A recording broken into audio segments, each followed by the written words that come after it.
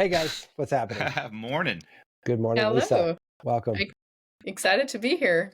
Yeah, Lisa Franz, I'm psyched you are a Tom guest. So these are always fun for me because I really love this. We sort of accidentally backed into this, but like when one of us has a relationship or sets up the show, the other one kind of really doesn't know about it until the day of. The And day it of, actually yeah. works out really well because you've got half of the crowd knows you and half of the crowd doesn't. And it actually makes for a fun conversation. So I'm pretty psyched because I'm on the I don't know anything side. Yeah, and I think you're gonna like this one though. I think there's still like, even when it's a Tom guest or a Matt guest, there always seems to be like a good story behind it, and there's always some evolution that seems to like, all right, no, this worked out perfectly. Well, Tom and I are the equal kind of weird, so we complement each other.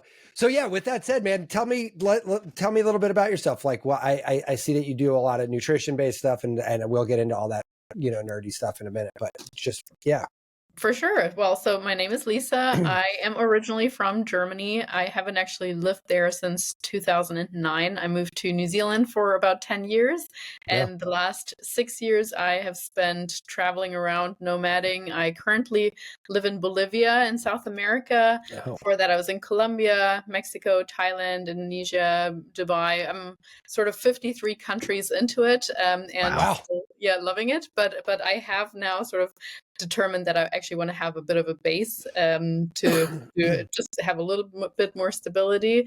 And what the beautiful thing is that my coaching, my nutrition coaching, online fitness coaching is allowing me to do that from wherever I want in the world. Of course, being in the sort of same time zone as many of my clients here in the US is very helpful. But because of more or less personal struggles in the past, I developed this passion for showing other people that nutrition doesn't have to be super restrictive, and you can actually live a fun life and still love your body. And I just want to share that with the world. Sure. No, that sounds great. Before I ask questions on there, what's the travel?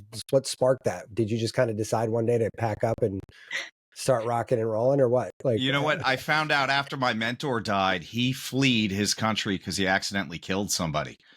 Wow. And I was like, I knew he was tough. And they're like, oh no, he was a bouncer. He punched somebody in the face. Dude cracked his head on the curb. They're pretty sure he died. And I'm like, that explains the terror I had of him my entire life. I can tell that story now that he passed. Yeah. I can fully and honestly say that that is not the case for me. I have just always had a bit of a travel bug. My parents, well, actually, most of my dad also really loved and loves traveling. And growing up in Europe, I mean, it's one of the beautiful things there. You can just go to Italy for the weekend from my hometown. You can go to Scotland for a couple of days, or like whatever you want. So it's sort of implanted in you. And I mean, I personally am just a curious person, so I want to learn as much about other cultures and see beautiful sceneries as much as I can. And of course, if you have the luxury of being able to do that location free, even better. Yeah. No, I agree.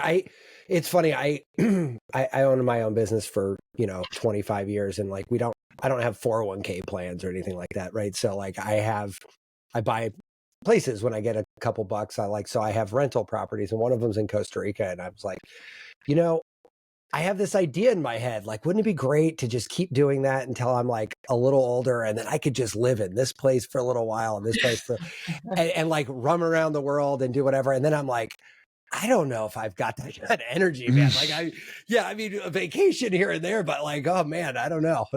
I mean, I think that's why like so many people got into that. What was it? Timeshare kind of thing. Move this everywhere, Yeah. Move around. And to be honest, like so many people, when they see my lifestyle, they're like, oh, this sounds amazing. How do you do that? Tell me, I want to get into that as well. I'm like, I would like to argue and say that 95% of people probably don't actually want to live that life because you need to have a pretty minimalistic lifestyle. Like I honestly have like a suitcase and a half. That's where my entire life fits into. You need to be very structured if you still want to make money, because it's constantly like you have cake in front of your face. If you live close by a beach, every day it's like, no, Lisa, first the work, then the reward. Yeah. Something like that. So I don't think it's for everybody. I hear you on that one. When we do go down to Costa Rica and hang out, like the kids are on the beach or we want to go grab lunch or something, and I'm like, yeah, but I got a conference call, and I'm like, well, this sucks. I don't want to take this call. Like, I don't want to do this at all. What are you talking about? That is it. Or if people say, when are you going on? Like, what does your vacation look like then? And I'm like, well, I haven't really had a proper vacation in like 6 years, but at the same time, I live a life that I don't need a vacation from. So right. Exactly. It all comes with a pro and con. Yeah, no, I do like the idea. And actually, I think it's funny, here in America right now, we're having sort of a political weirdness right here.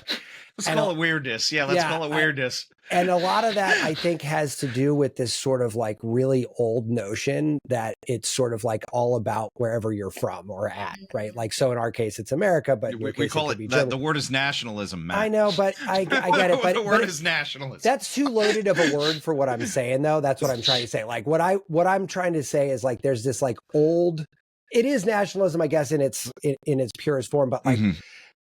I think what's going on in a lot of places is like people aren't like ready to get rid of that yet. And Lisa, to your point, 95% of the people wouldn't really want to do what you're doing because you gave up on those connections to this older like mentality. And most people, I think, struggle with that. So when you have people that are like, oh, America first in our case, right? It's like, well, we don't kind of live in that environment anymore. So like, that's kind of just not even accurate, even at a root level. Like, so it really doesn't. Now, granted, that doesn't mean we have to all go jump around like you're doing. Well, dude, I will say I was shocked the other day. I'm picking up a prescription at the pharmacy and the woman behind us starts talking and she goes, yeah, I've never been more than 20 miles from my house.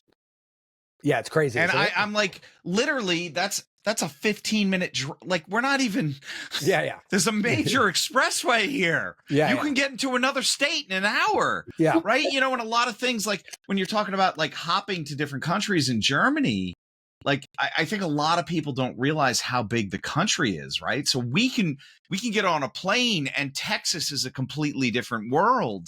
Wyoming's a completely different world, and we have that here. But we have so many people that won't even move about the country. It's such a weird thing to me.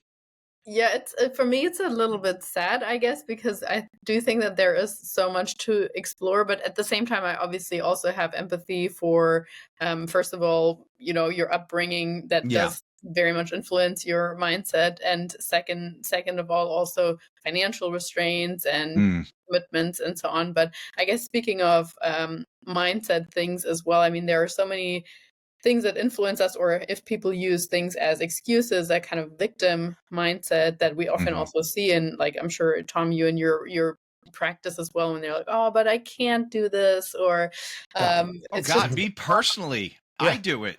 Practice. What about in your own home life? You're like, oh, I got kids. Oh, what are we gonna do with the cats? Where, like all that stuff. You know what though? I think age is a good leveler of this, because I caught myself saying like some like Confucius shit the other day, like fortune cookie nonsense, when I was like, oh no, that's actually like a real like life lesson that we should. And it was around like my kids saying something like, oh, I don't have time for this, or because I had homework or this. And I'm like, there's always an excuse to not do something. Always. Today, tomorrow, next month. Like, and I was just like, how did I end up getting smart enough to say that? And I'm like, oh yeah, I fucked this up a million times. Like, I have made this mistake so many times. It's ridiculous. So like eventually, like if I didn't learn this lesson, I'm an idiot. Like, I mean, that's constantly getting slapped on the forehead until you learn it. Yeah. Yeah, exactly. And I'm like, yeah, my kids will never listen to me, of course, but I mean,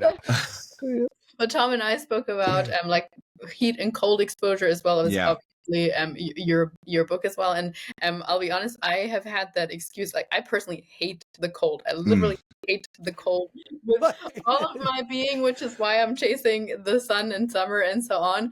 But nonetheless, I always kind of had an excuse for why I never wanted to try cold plunging or cold exposure. I'm like, I live too far away from this place. My gym doesn't have a cold plunge. I'm not just going to buy a cold plunge to try it a few times, blah, blah, blah. Doesn't fit on an airplane too well for you. Yeah, that is definitely not a suitcase and a half type situation. No. Although you could use the plunge as a suitcase if you wanted to put all your shit in there. And so there are some like inflatable ones. Yeah, I mean, honestly, Japanese bathtub, inflatable Japanese bathtub is what they're like. Everybody puts like the word ice on it. Now it's a cold plunge. Well, there you go. Exactly.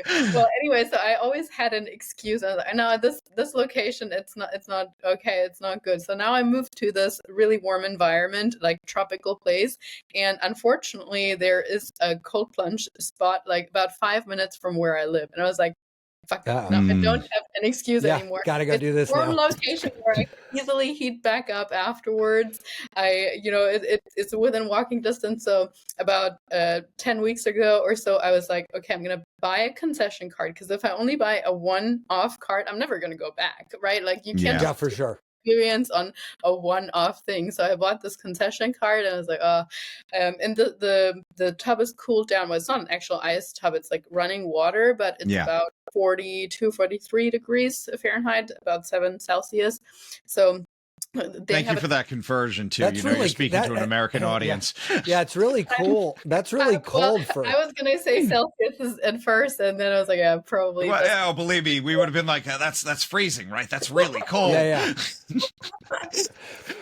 So anyway, they were like, oh, there's a 10-minute maximum, but just be cautious. And I was like, I have no idea how long I'm gonna last. So the first time I lasted a whole 90 seconds. I was like, oh my gosh, I don't know how. Better than me, dude. This is horrible. So I got out, I got back in, did another 90 seconds and so on. And then the next time I came back and I did another, I was like, the only goal is to build on that and to get like a minute and 45. Yeah. Or something like that. Yeah.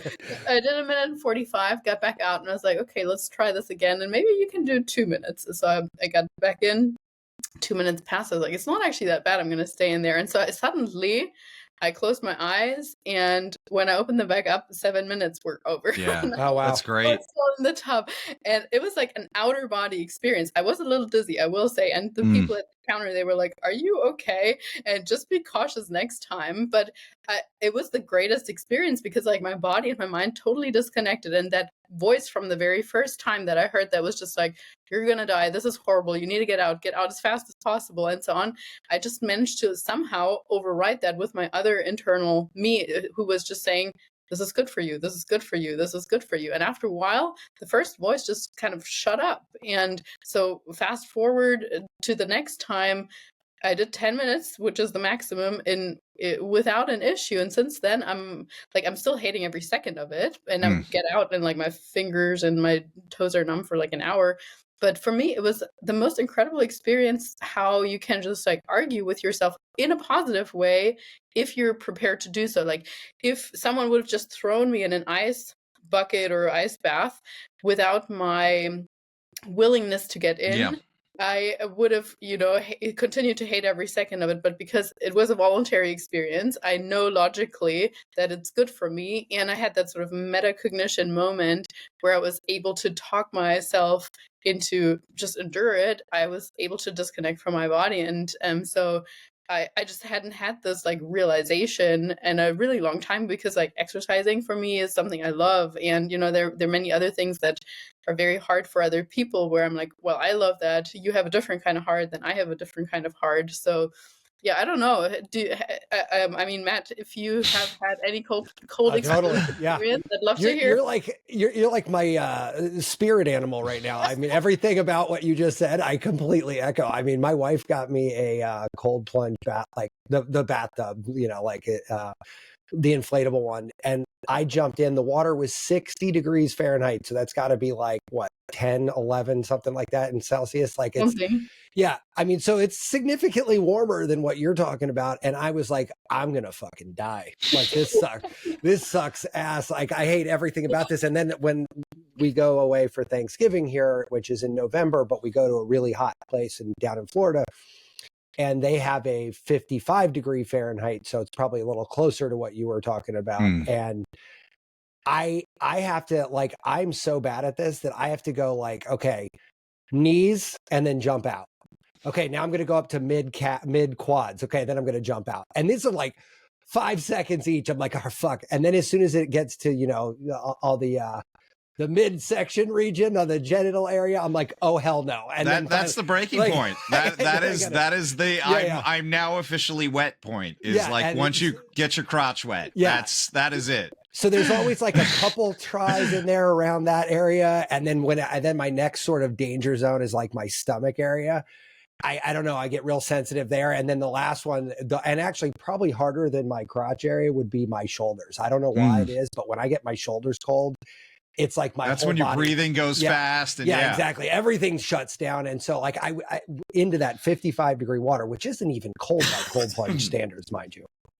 It takes me 15 tries to get even in the water. And then I can actually, funny enough though, then I could stay in there for 2 or 3 minutes with being fine. But I can't just like the thought of just jumping right in makes me want to vomit. There is, but like even with the polar bear plunge, right? When people are jumping into like cold water, they still got to pull a couple people out, right? They do go into cardiac arrest. It is something to be concerned about. My wife a couple of years ago was like, for my birthday, she's February 22nd. She wants to go over to Back Neck River, you know, one of the beaches nearby here. It's brackish water, and jump in. And I'm like, are you sure? Like, I know you pretty well. You sure you want to do this? She goes, yeah, I'm up to my shins. And she's stuck with her feet in the water, like, and she's like, I can't walk. Yeah. I can't walk. I'm like, honey, it's 20 feet that way before it's going to get past your knee. Yeah. Where you like, you have to come out to even like fall over and get wet. And she just stood there, and I'm like, look, I'm already in, man. I gotta at least dunk. I already did the thing, but yeah, I'm already here. We've already wasted this amount of time. But like the worst part of that is like, when you're in a warm climate and you can hop out and then run outside and warm back up, at least there's that kind of comfort. Like when you get out of the water and the air is colder. Well, that was exactly why I've always put it off. I was like, I don't know, I'm in a colder spot. No way, I'm gonna heat back up after this. But I don't know if either of you guys have seen like little Russian kids, basically, or somewhere Eastern European. They're just like, they're literally even dunking their head in like literal ice buckets for like a minute, holding their breath, and then their dad like pulling them back out. But it's like they're like 5-year-old kids. I mean, they're too dumb. They haven't realized how dumb that is yet. They're just like there's a Scandinavian country where they literally like park the kids in the strollers outside in the winter. Was in Iceland, I was in a hot tub in Iceland talking to a couple who was there at the same hotel, but they were from Iceland. And they told me that story. I was like, you guys are you just fucking with me because I'm a dumb American tourist? They're like, no, that's totally normal. Apparently the kids' bedrooms are a pram outside on the back porch overnight in fucking Iceland. Like, I was like, are you kidding me? And then I have a friend of mine from Norway, and she said, oh yeah, we do that too. I'm like, what? It sounds so insane. I'm like, I need a heated blanket. Yeah. And now it's like, because of TikTok, it's not just a heated blanket, it's a weighted heated blanket. And then have the AC on at the same time, because I got to do that. Yeah, because why not? Yeah. But the window open, but I need 10,000 blankets.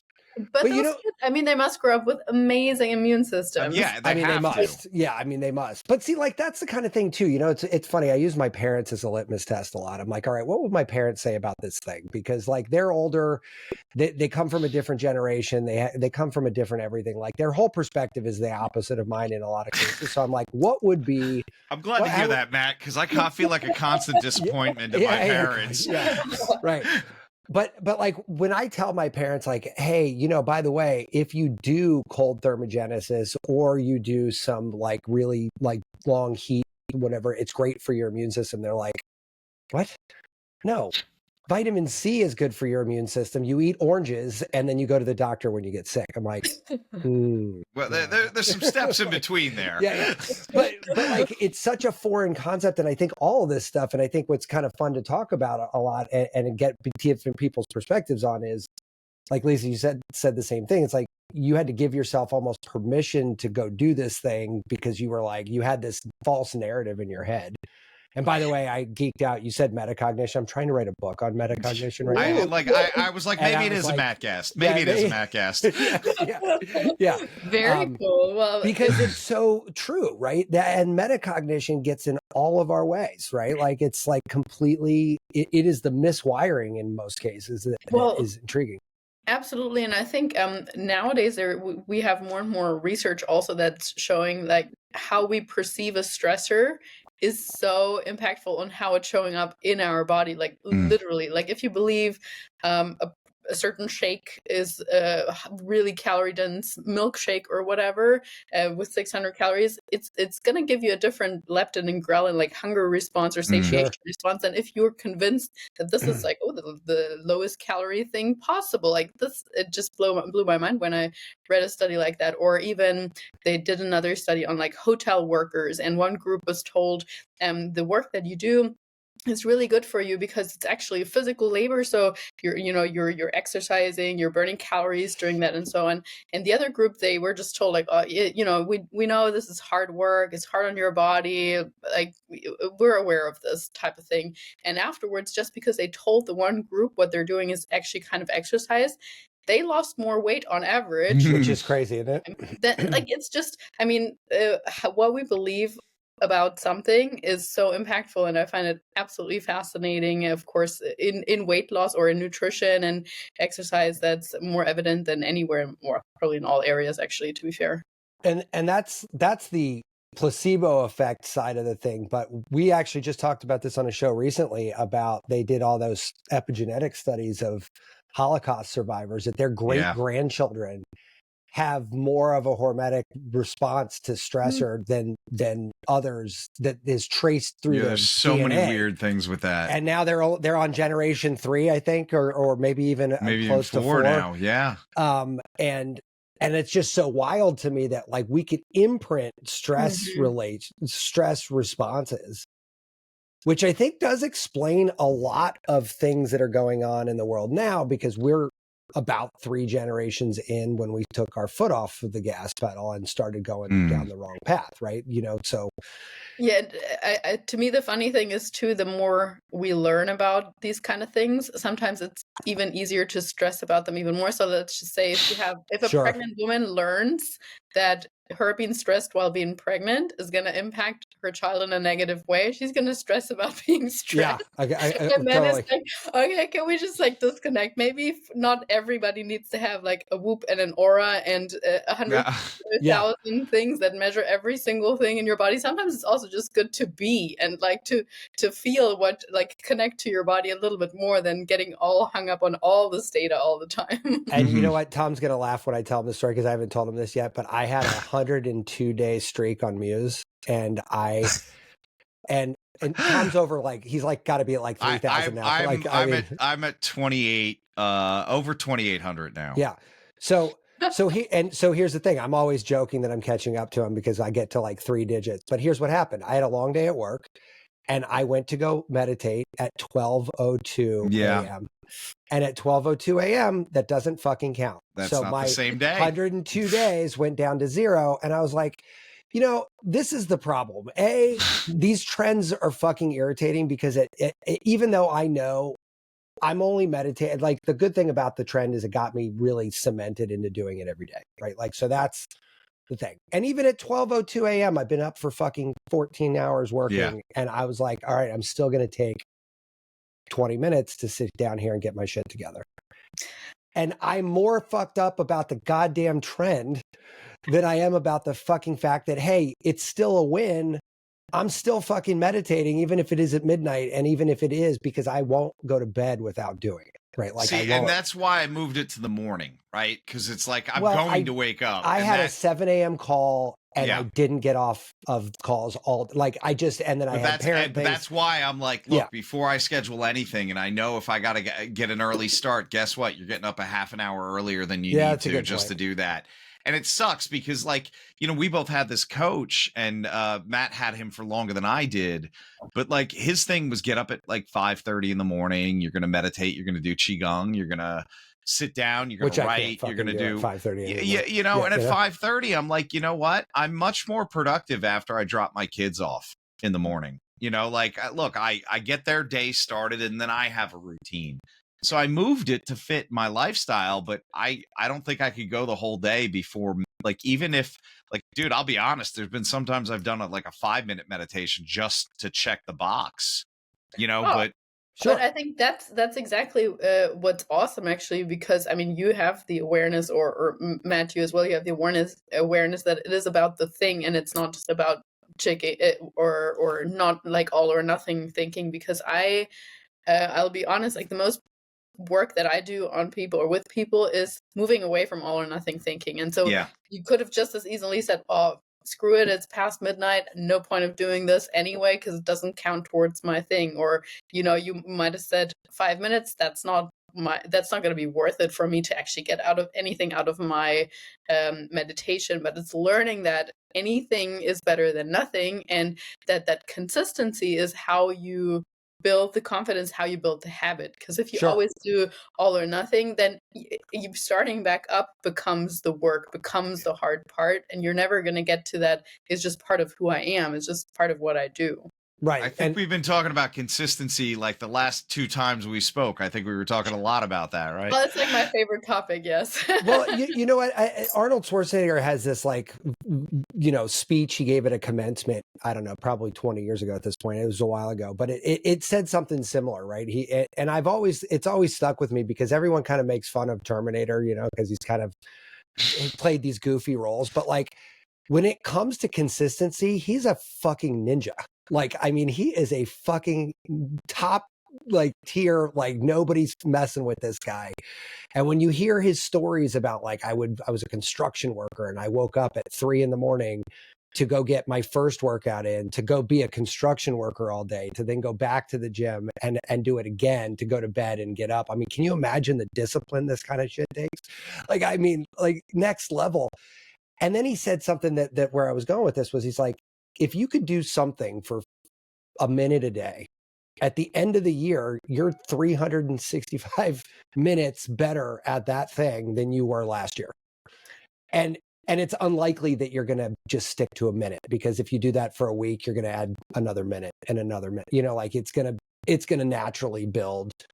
But even if it doesn't, you're still 300 minutes better this year than you were last year. And I'm like, that's a lot of minutes to be better at something, right? Like, it feels like a lot of minutes. Yeah, like, and also it's part of your identity then, because you are the person that, you know, whatever meditates or whatever, even if it's just for a minute. But once it becomes, and Tom, I think that's another topic that we probably spoke about in our previous podcast as well, is like, if you want to change or incorporate something, a new habit into your day, it needs to become part of who you are. Like, you can't think, I'm going to do this weight loss thing for 6 weeks and then I'm going to go back to exactly the same person that I am beforehand. Or, you know, I want the spiritual enlightenment, or I want to be a calmer person, but I'm only going to meditate for 6 weeks and hopefully get the benefits from that. That's not how that works. You need to become the person that meditates. Yeah, and then you're literally rewiring your brain with all of that. It doesn't matter what the activity is, you're changing how your brain functions.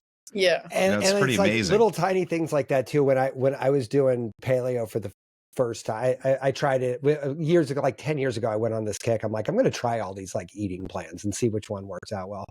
But they said, and it was kind of a good little nugget, they're like, go from saying I can't eat donuts right now, or I can't eat cookies, to I don't eat donuts, or I don't eat cookies, right? Like, and I'm like, and I tried it, and it was the easiest hack I've ever done in my entire life. Like, because now all of a sudden it's not like a temporary time box. Like, I can't eat donuts implies that there's a time in the future that you will once again be able to eat a donut. And it's fine if you want to eat a donut. Eat all the donuts you want. But if you're trying to lose weight, you might want to consider how many donuts you're eating. Right. And the can't automatically has a really negative connotation, sort of like, again, that victim thing of like, oh, no, this diet that I'm doing, it sucks. I can't, it's restrictive. It's not allowing me. Whereas if you said, I don't, it's just like, it's a decision I made. It's just, I don't. And that, back to your point about the hotel workers, your study reference there is like, yeah, if the narrative you're telling yourself is this diet sucks because I can't eat donuts, right? Like, that's going to be harder, like, in general. Absolutely, right? yeah.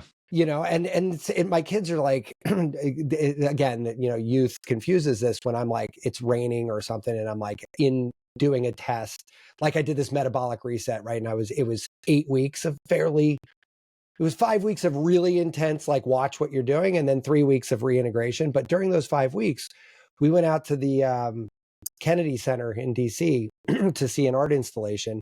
And I had to bring a little container of apple cider vinegar. I had to bring a container of shilajit. I had to bring a container of the food separated. I needed this or that, and the other. And I had like 9 containers with me in a shopping bag. And my kids were like, why don't you just take this day off? And I'm like, that's not how this works. Like you like, it's a thing, right? Like it's a set program. Like I don't know I don't know how to answer the question. Like this isn't like an optional thing. You don't like just decide today is convenient to do this thing. No, this is 5 weeks. You have to commit or you don't do it. Well, I hope that your kids learned a little bit from it as well, or that they at least see it and have a bit of admiration for it, because I do think with like the whole dopamine thing and everything, like this whole you want it right now, just do it. Like just let go of your goal for a little bit. It's okay to get back to it later on. No one's gonna see this, integrity is this foreign word type of thing. We probably always say like, oh, the younger people, they change into a negative direction, but I truly think like with more and more cell phones, DoorDash, whatever, it's just so easy to just be like, I'll make an exception today. No one's gonna know, but Yeah, no, and I think it's one of those things where, I hope anyway, that they don't get it now for sure, but I think that when they are older and they're trying to make decisions, their lattice work that they have, like their structure, what they've seen and been exposed to, is gonna like, look, they like McDonald's, but they know that I won't eat there. So like when we're together, which is a lot of times, like they have to get McDonald's when it's just like with grandma, or, like it's got to be not with me. One day, if they gain weight when they're not teenagers and they're running around burning 30,000 calories a day, like, they're going to know that like they have a framework that it's not foreign. Like not eating McDonald's is not a foreign concept. It's not something they choose to do all the time, but they also don't do it all the time now. So they're not likely to just go out and start eating McDonald's 5 days a week. Right. Like that's an unlikely outcome. Right? Occasional treat, I guess. And I can say from personal experience, when I was a kid and we'd go to the movies, and I obviously remember this to the day when we'd go to the movies, my dad and I, we'd always get popcorn, and he was like, hey, Lisa, I think you're going to enjoy it even more if we wait until the commercials are over and the actual movie starts. That's when we're going to start eating the popcorn, because most people in this room, they're going to have their popcorn finished before the movie even starts. Mm-hmm. Yeah, well, and I was like, well, obviously, if for me as a child, that seemed like a really dumb idea, but he kind of said it like convincingly, and I was like, I think I can do this. I think I can do this. Yeah. And like up until this day, I actually still do that, because he showed me that, what it's like to delay gratification. Somehow it was even greater. And then you hear the theme song, blah, blah, blah, blah, blah, and you're like suddenly, oh, I get to eat the popcorn now, and everyone else is already done. And yeah, you would have fucking crushed the marshmallow test. Like I've got the worst, like the most mundane question here. In Germany, do they put a ton of salt and fake butter on it too? In Germany, we have a very weird option. You can either get it salty or sweet. Not like caramel corn. It's like just little powdered sugar or salty. But the salty one is not as buttered as it is here. That sounds better. Yeah, that sounds a little better, yeah. It's more healthful, quote unquote. But it also doesn't smell quite as good. Yeah, right. I got you. Yeah, what about in Bolivia? What's going on down there? Yeah, like, what's the movie? I have not actually been to the movies there, but I've been told it's also just salty popcorn or caramel corn. Yeah. It's funny because when I go to other countries, the one thing I don't do is go to a movie. Like, we go to restaurants. I feel like you don't have enough time to like. Let's devote 2 hours to see something I can see at home. Well, that's point number one. Point number two is, they have most movies down there dubbed or with a voiceover, and that's just a little bit painful to watch if you can't actually speak the original language, and then you see that it's kind of a bad voiceover. So it's tough. Yeah. So let me ask you. We're kind of tiptoeing around it, but let's just dive in a little bit deeper. What got you into the nutrition side? Like, where did you come from? A nutrition house? Did you come from a house full of overweight people, and this is your rebellion? Like, how? What are we? Yeah, no, that's a great question. I mean, my mom actually cooked reasonably healthily, and while I was growing up, kind of like your kids, I was able to just not care about what I ate because I was quite active. But then after high school, I did this trip around the world, and within a year, I gained like 25 to 30 pounds. I was like, oh shoot, I probably should look a little bit more into what I'm eating. And thankfully, I did already have a passion for exercise science and sort of like health promotion in general. So when I started my university degree, there was like a minor in nutrition in there, and I just sort of subscribed to that, or thought that was a good idea to combine that. And my first teacher, she was actually really old school. She was like, oh, all you need to do is cut out the fat. So I cut out like all the good healthy fats and whatever, and got switched to low fat products and lost a little bit of weight, but that was sort of it. And then my next teacher, she was really low carb. So I was like, okay, I'll just layer that on top. So basically ended up eating just like vegetables and protein and feeling really, really, really restricted all the time. Planning my weekend binges, or I remember like traveling to Thailand, and one day after a workout in the morning, I was just standing in this food court and I started crying because I thought I couldn't eat any of the foods there. Like something was deep fried, the other thing came with rice, the next thing had, I don't know, some sugar in it. So like all these food rules that I had laid upon myself, I would have had to break. So I was like, I can't eat anything. And that like burned into my brain. I was like, it can't be, like, I'm not here on this planet to feel so restricted all the time. And so I kept on trying other diets as well, kind of like you, Matt, just wanting to experiment. And at some point, thankfully, I learned that in essence, it really comes down to the amount of calories that we eat. And yes, for many people, like picking one particular style of eating, like paleo or like keto or whatever, it works for them. But for me, it was just really, really liberating to know that, hey, I can fit in a piece of brownie from time to time, and I don't need to feel gross and guilty about it and beat myself up and go and run 10 miles or so just because I'm so afraid it's going to land right on my hips. Or so basically I then invested more study time into like how many calories are actually in certain foods, and also how important the right distribution of protein, carbs, and fats actually is. So we don't want to go too low on fats because it's going to affect our hormones, or if we're too low on carbs all the time, we might not perform so well in the gym and all these kind of things. And so, yeah, when I kind of learned that there's actual math behind what happens in our body. I'm a very logical person, and I mean, being German on top of that, you like structure, you like having sort of like an order with things. Sure. It was just like, oh, this is how my body works. I don't just need to like walk around in the blind thinking of I following this Atkins diet or whatever. That doesn't actually make that much sense to me. So from that point onwards, I mean, it does indulge in all the bacon you could eat, so I'm kind of on board with that plan. Like even with like the high fat, high protein, like I love a good bacon cheeseburger. I mean, fucking you know, and like 3 of them a day though, man. like I'm like, maybe. Well, back to the point of moderation, right? And yeah. But yeah, once I kind of like learned, okay, it's not just like being blind or following one person's rules. There is like literal, physical laws to that, because calories, it does make sense with how much you're burning or needing in order to heat something up or whatever. It just made sense. And so at that time, while I was learning that, I was actually going through a bit of a detour with my career. After university, I worked as a police officer for several years. I was going to ask you about that at the end of the show. I'm like, so you were a cop, huh? That's interesting. I was, yes. However, I was a cop in New Zealand, which is probably quite different to being a police officer in the United States or in Germany. I would assume a lot more sheep-related incidents. Yeah, not quite Compton, huh? Sheep-related, but I also it very much was like a little bit domestic crime, a little bit of like traffic offenses, and very mild compared to what I hear from other countries, I guess. Yeah. But Is yeah, it not even like a high school shooting or say No, something along like, those lines? Yeah, Yeah. no. Matt, we're the only country in the world that has those. I know, right? Yeah. Nobody else gets that honor. That's all ours. Don't worry about it. We're number one in Exactly, one thing. Yeah.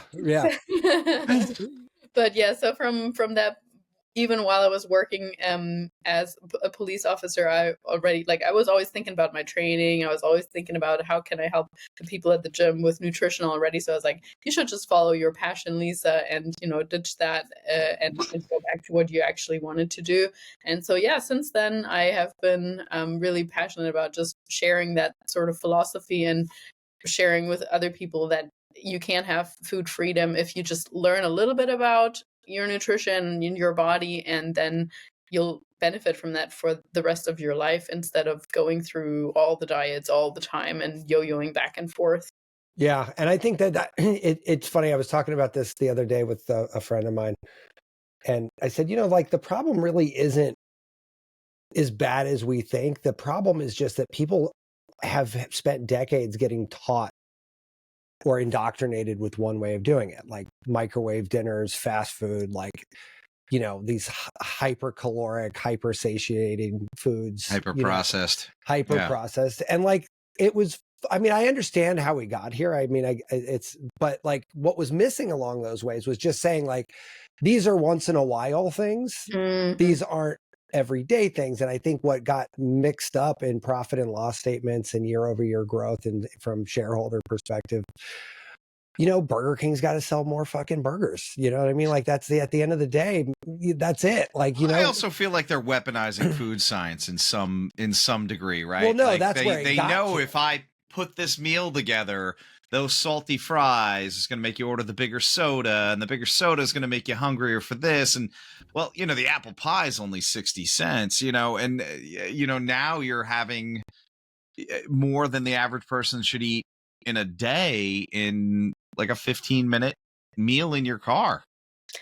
Exactly, in your car. So therefore we're missing the movement also. And I'll tell you what, I'm actually currently I am actually in the States. I'm visiting a friend and I was here for a conference, so I'll be heading back to Bolivia in a couple of weeks time. But I'm currently in Kansas, and every time when I come here, as much as I love visiting the friend and just in general being within the States, I do notice how little just day-to-day activity you get if you just live a quote unquote normal life. You need to 100%. consciously build it into your life, and it's so hard. Like if I compare that to my parents or grandparents' lifestyle in Germany or the people in Bolivia or whatever, most people walk to the grocery store. My grandma, literally, she's 89 years old and she rides her bicycle to get the weekly groceries for her and my grandpa every single week, and like she does all like fucking amazing. By the way, I just have this old lady on a bike image in my head. I'm like, that's amazing. I want to live there. And here, like you gotta be careful because you will get hit by a car on a bike because of some asshole texting. If you're so lucky that there is even a sidewalk, because in many places there is not even a sidewalk or a place to ride your bicycle. Like it's not laid out that way, and so it's not surprising that most clients that I start working with, if I'm like, okay, can we just track your steps for a little while because you said you have a sedentary job, and they're like, in the end we notice, okay, their average step count per day is like 1,500 or 2,000. This is like going into your car and from the car to the. I have had a couple of those days, and I go to bed and I'm like, well, that was terrible. I should never do that. That was bad. I had the flu last week. I still think I hit over 1,000 steps a day.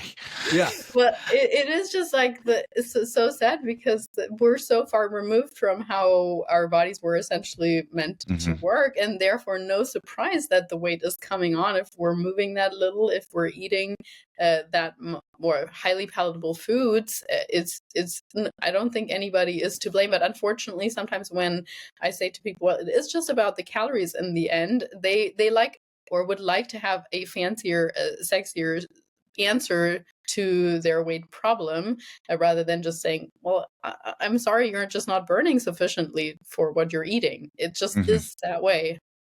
I have found that the right answer is almost always lately the simplest one. And that's not the one that sells books. And that's not the one that people want. There's no sexy TikTok on this. There's not like, no, you're overweight, you eat the wrong food, and you don't move at all. Like, Yep. period, end of story. Like, we can talk about this as long as you want, but that's the only answer. Yeah, there could be underlying endocrine disruption. There Of could be a course. whole thousands of reasons, but the formula is the formula, Right. which is not sexy.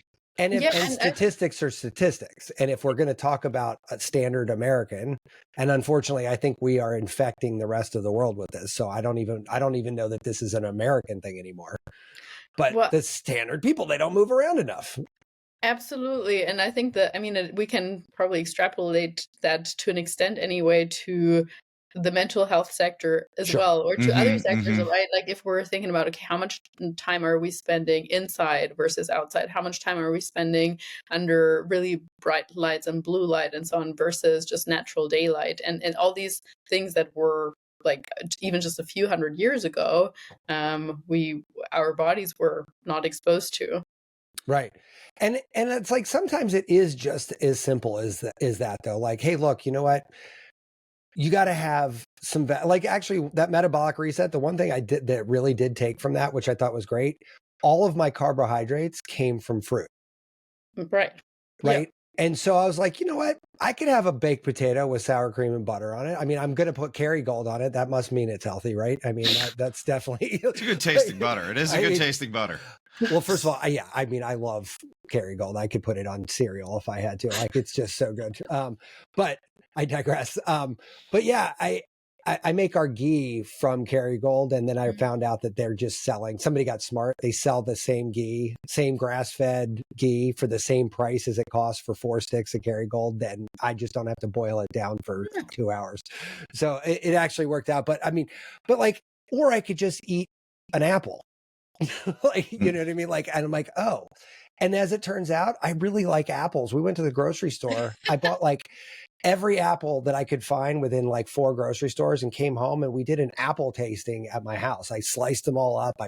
Nobody knew which apple was which except for me. And we made a whole family thing out of it. Now we all kind of know what apples we dig and not. And I'm like, none of that would have happened if I just didn't have the experience of somebody saying, for 5 weeks, try just having your carbohydrates from fruit. Forget about. I do have to ask now, what is your favorite apple? So I am a Honey Crisp or any of the crisps. I like these more soury sort of apples. And whereas like my kids went like Envy and they went a little bit more to that little middle of the road / sweet side, which I thought was interesting. We could not find any green apples, so I didn't. Okay. This was all like red apple spectrum, right? So sugar bees, you know. Was there Fiji. a Braeburn in there? There was not a Braeburn in there. I did this in December, I think. So it was basically you missed the fall season when you. I missed the fall. You spent $80 to go pick. A bag of apples. Yeah. That you could have gotten online for $2. Yeah. Another question I have for you, Matt, is when you go to Costa Rica, I mean, I don't know where exactly you reside there. Or our place is in Tamarindo, so. Oh, okay, cool. And well, I mean, I don't know how much of the local cuisine you eat or how much you interact with the locals. But yeah, what do you notice in terms of differences from there to where you live? Their beef is outrageous. It's, also all the tenderloin and the ribeyes down there. It's all like that cow was killed, in the last week to a couple days, like everything's super local. Chicken's ridiculous down there. But the fruit also, I mean, like the fish, I mean, half the restaurants in Tamarindo we eat at are on the beach. Like literally there's a dude. Somebody pulled up on a boat. Here's what you're doing today. Yeah. And it's like, that fish was alive 45 minutes ago and now it's on your plate. You know what I mean? Like, it's like, I don't know. It's just, I think it's a freshness thing. And obviously it's a little unfair because they have access to fresh ingredients. But you know what was funny? And actually going back to what we're all talking about here, we took friends here down there who have never been out of the country before. Their kids hadn't been. And we're at this place, beautiful place. And they're like, America does apples better. And it's funny. I didn't plan the apple thing, but my wife and I looked at each other, we're like, and we looked back at him and we're like, what are you talking about, dude? And he's like, yeah, well, apples, America's like got this apple thing. We're good at it. Like, what is it? Oregon apples or whatever, Washington apples, whatever. And I said, buddy, I got to check this out, but I'm not even sure we're in the top 10. I don't, they're not even indigenous. Yeah. I'm like, I don't feel like that's the right answer at all. But here's the thing. Not only had he never been to Costa Rica before, so there's no context, but like, I would say that he's probably a great cross section of most Americans who don't know that the way we do it. Even our apples are laden with, what do they call them? Anniversary apples. Yeah. Like they said, the average apple in a grocery store is a year old already, but it's been living there with all their fucking bullshit on it, the pesticides, and that's not even going down the GMO bullshit. Like, our nanny was born here, but is Guatemalan, and her family's all Guatemala. She said there's piles of bananas that aren't allowed to be exported because they've got like a dot on it or something, and the locals aren't allowed to eat them either. So they've just piled because it's, I don't know, something about their profit and loss, but they would rather let them rot in the fucking jungle. And the only problem is that mist getting sprayed with some chemical or whatever. I'm like, I'm never eating a banana again.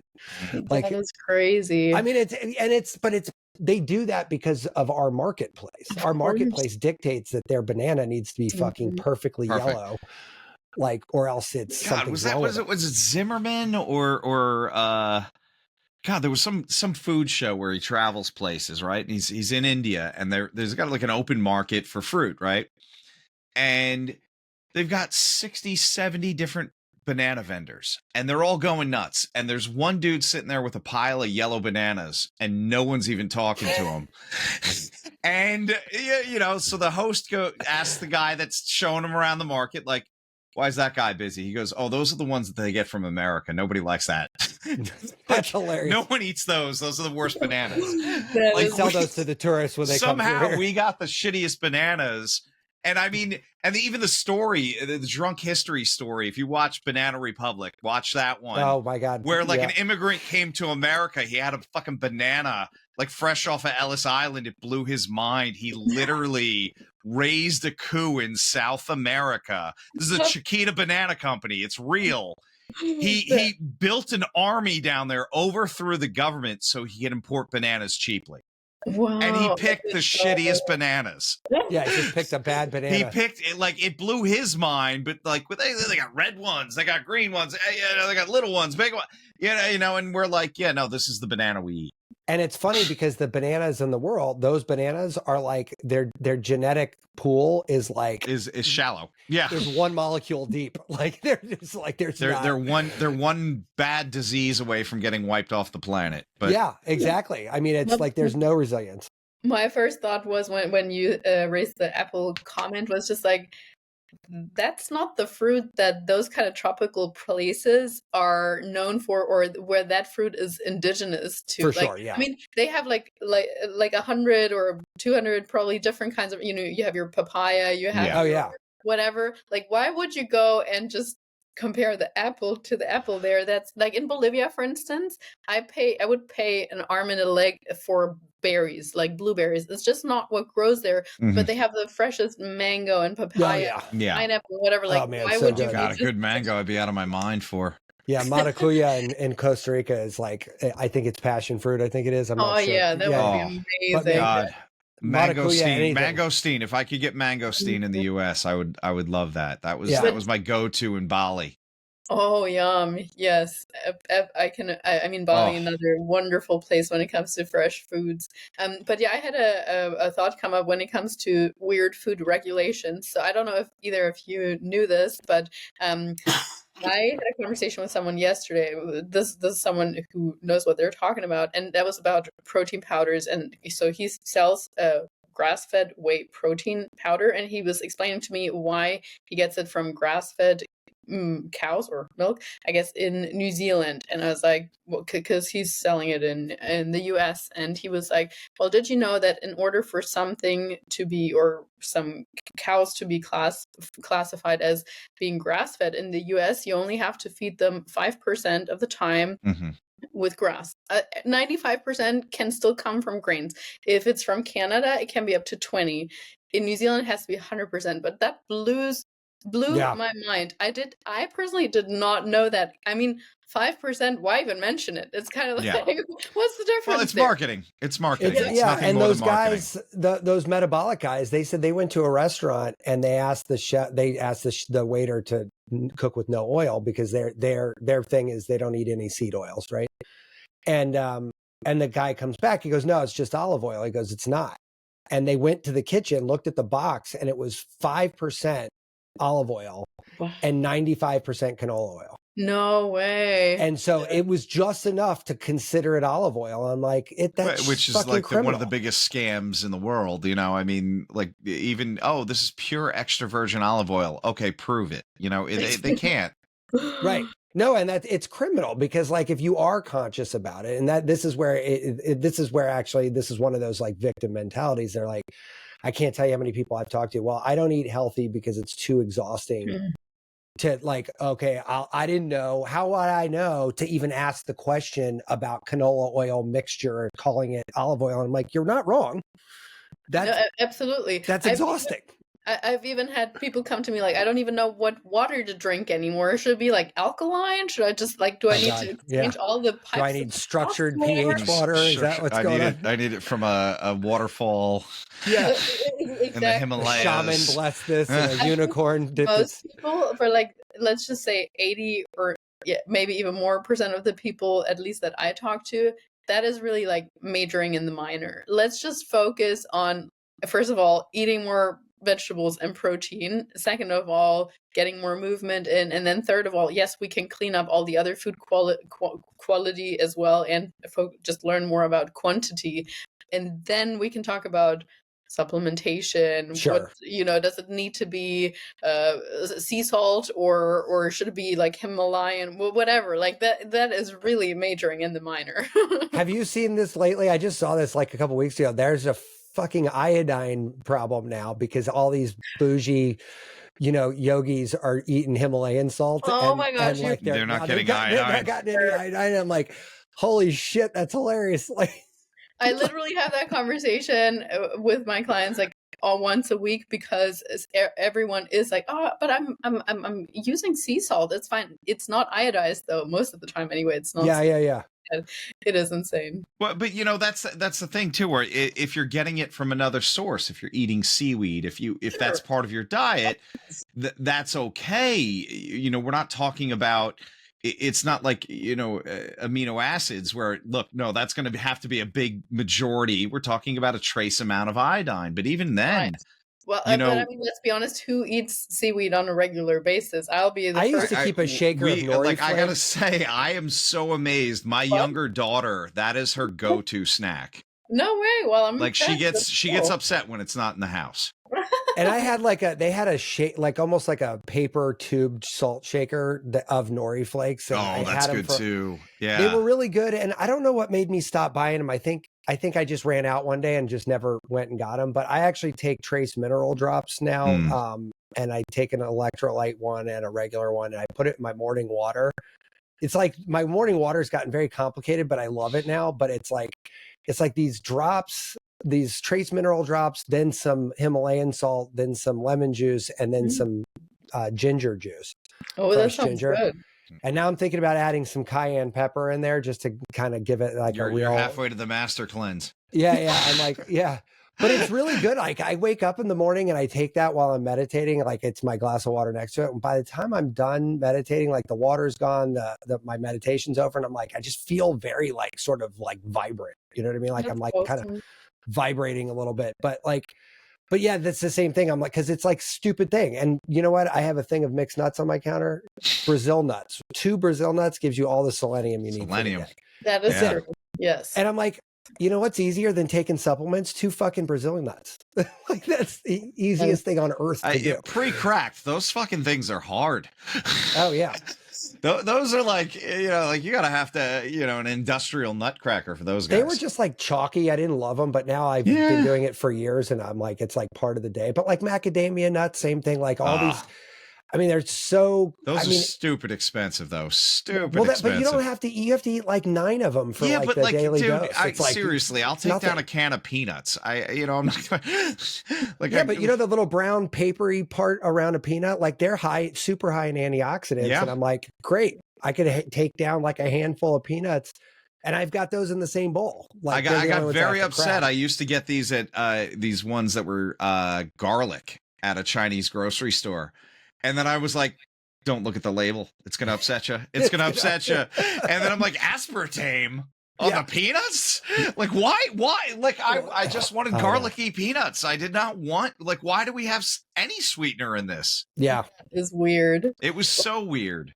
So, Lisa, you seem to have a crawl, walk, run situation going on with your clients, which I do dig. Like, is that like when you find people coming to you, do you find them more at the crawl stage, walk stage, or run stage? Like, or is it kind when of are they taking action? Yeah. Yeah. Like, when are they jumping in? Usually either crawl or run. So not so much in the walk, but either the type A that's like exercising 6-7 times per week, can't sit still for a minute and just, again, like the whoop aura, give me all the data type person, super stressed all the time, under eating and so on.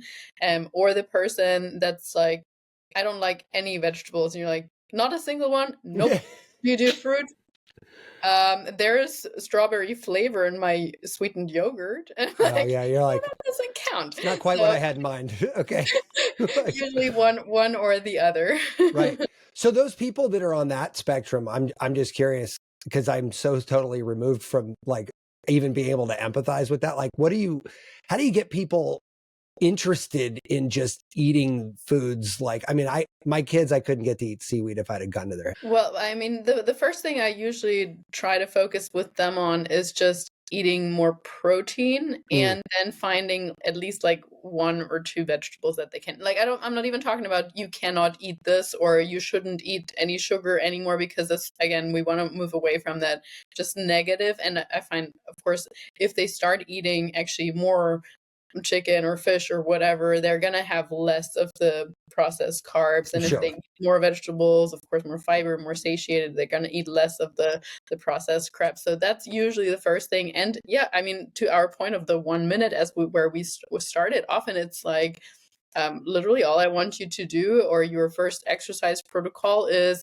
after every meal, take a loop around the block, even if that's like 2 minutes. I don't care, but that's what we're gonna, because they usually, I mean, their biggest thing is they have that belief that where they're like, I've done 20 diets in the past and I've failed every one of them, so why should this be different? So I need to show them that they can do even the tiny things. And often the first comment is like, well, is this enough? We're not going to see any progress with this. You're actually telling me to eat more, or, you know, like it seems incredible. But then once we're like, well, look, you check the boxes every single day for a week. Now we can maybe make that 2 loops around the block, or we can add maybe switching from the sugary drink to something different or something like that. So yeah, it's really the baby steps and trying to keep them motivated while also being realistic with the expectation of being like, this is going to be a 3 to 5 year journey. And most importantly, you need to change your identity along the way, because if you think this is just something that you do until you get to that certain point and then you get to go back to how you're living now, no. That's not. And I was going to ask about that, so I'm glad you got that in there. But like, I would think that would be the hardest thing to get people's head around. Yeah, Tom but and I mean, joke around here. They know that. They first of all, they need to hear it from someone else, and second of all, I do get them to commit to it as well. Like, do you really want this? Why is this important to you now? Like, you're clearly here for a reason, because you don't want to continue to live the way or feel the way that you feel at the moment. So it is going to be probably challenging in the sense of you might lose some friends. You might not be able to binge drink with your current group every Friday and Saturday. Maybe you can dial it back a little bit and we can work on setting limits there. But yeah, that is definitely the hardest aspect of it all. Yeah, and it is funny because I know a friend of mine who I used to be drinking buddies with in college, who actually we've stayed in touch, and he and I both, kept drinking heavily into our adulthood, and he's I talked to him the other day for the first time in a while. He goes, yeah, it's been like 18 months since I had a drink. I said, oh, that's cool. What happened? He goes, nothing. I just did dry January and just like kept going. and just kept going. And I said, and it's funny because it started out of like this acute, like, okay, I got to like hard stop, pump the brakes for the month of January. But again, February is not that far away, right? Mm-hmm. Yeah, granted, January is a long month, but February ain't that far away. Like I can do anything for 31 days, right? Like, and then he just was like, yeah, then I felt like I got up easier. And now all of a sudden now he's like, we got into a whole conversation about, he's like, oh, I heard you have this podcast. And it's like, well, tell me about it. And I was like, oh, we talk about all these things. He goes, oh, I'm doing stem cell things next week. I did a cold plunge in it. And I'm like, oh, so not only did you stop drinking, but like that led you to like a million other discoveries that you could do now that your head wasn't all fucked up from like constantly anesthetizing yourself to whatever is your problem, you know? Yeah, exactly. I mean, that in and of itself will motivate someone. Like once they start feeling better, it is often the key to give someone some easy wins early on, where they're like, oh, okay, I'm actually functioning better. I can think more clearly and so on. And it's not just about the number on the scale or just about how my clothes look or how I think other people are going to perceive me, and they feel more empowered maybe because they're starting to go to the gym and feel stronger or whatever it might be. Yeah, no, it is powerful. I mean, I've been doing this for a long time. I've been like a, you know, self-proclaimed biohacking guy for, I don't know, 15 years now, something like that. And when I did that metabolic test, they had me do it every day. They like measure like cellular hydration, bone density, like you name it. And I was fucking jaw dropped at the metrics on there because I'm like, this has nothing to do with the scale anymore. Now I'm like, fuck, my cellular hydration shot through the roof after 8 weeks. I was like, I never even looked at that number. But guess what? Now I know, and I can tell instantly if I haven't had enough water, because I can literally feel my body's water level now that I know what it did to me. That's awesome. Like I remember the before and after, and I'm like, oh, this is what being like thirsty really means. Not like this feeling in my mouth, but like I don't, it's hard to describe it. Like my body is dry here and not dry here. And I just want to always keep it. Yeah, as much as I was bashing on like data early on, I am a lover of data, and I think like tracking and having awareness of certain things for some time is so valuable. That is why I also like when people start when I start working with people, I do want everyone to start tracking their calories and their macro intake, because again, we have no awareness. Like so many times people say, but I eat regularly, and then we find out they way undereat, or I hardly eat at all, and then we find out, oh, there was half a muffin, and then you ate your kids' leftovers, and then you ate this milky coffee, and you didn't have a proper meal, which is why you're constantly hungry, but you ate like 2,000 calories. Right. So tracking that and just keeping a log of things is so helpful for a certain amount of time. And then you don't need to continue with that for the rest of your life. You're just roughly know, okay, this is a good protein source. Now, peanut butter is not actually that great of a protein source. So maybe I should switch to whatever the yogurt, the Greek yogurt instead or something. Sure. So I think awareness is absolutely power and key. Yeah, and Greek yogurt was another thing that I discovered in that little experiment. I'm like, I don't remember the last time I had Greek yogurt, but like mixing that with beets and an apple satisfied my meal requirement for that reset. And now that's like one of my go-to snacks. I'm like, this is great. You get those like pre-cooked beets, you chop that thing up, you dice an apple in there and throw it in some Greek yogurt. It's like amazing. And I'm not hungry for hours. like hours and hours and hours. And if you would have told me that a year ago, I'd be like, no, come on, that's ridiculous. I'm not going to eat a bowl of yogurt and be full for like 6 hours. No, that's never going to happen. Yeah. So Lisa, where do we send people? I'm assuming that coaching is sort of like what you're funneling people to these days, right? Yeah, I mean, or to, of course, if people want to listen to more stuff, they can also listen to my podcast, which is the Nutrition and Life podcast. But otherwise, my nutrition coaching company is called Nutrition Coaching and Life, and that's pretty much my handle everywhere on Instagram. Got a website with the same name, on YouTube, LinkedIn as well. I try to put out some some valuable content even for people that are not my clients, and hopefully just some tips that might inspire. Yeah, and I think it's funny, like I love talking to people in this format because even though I've done these things for years, you kind of pull out new data from everybody. So like I love the idea that people are giving away stuff for free, because like, you know, you sometimes you just need to hear something a certain way Yes. before you're like, it's time to jump in now. Like, Yes. you know, like you could hear the same thing ostensibly 500 other ways and you didn't do shit. But this one, you're like, 100%. nope, I'm good. Yeah. You know, so I love that. But listen, I could literally do this all day, but we probably got to let you go we have a listener fall off at the 45-minute mark. Yeah. So we're well, thank you so much for having me. It was a pleasure meeting you, Matt, and Tom, to chat with you again. It was great talking to you again. Thank you. But the last question I have real quick is Kansas. Like, I know your friend lives there, but like from a nutrition standpoint, I kind of view Kansas as like the least progressive place on earth. Well, I mean, are there nutritious conscious people in Kansas? Not too many, perhaps, but you can definitely get a good steak and some good potatoes. And of course, sort of definitely good steak. Yeah. But yes, Midwest has to be a little bit more challenging when eating out sometimes. Yeah, I would assume there's better potatoes in Bolivia, though.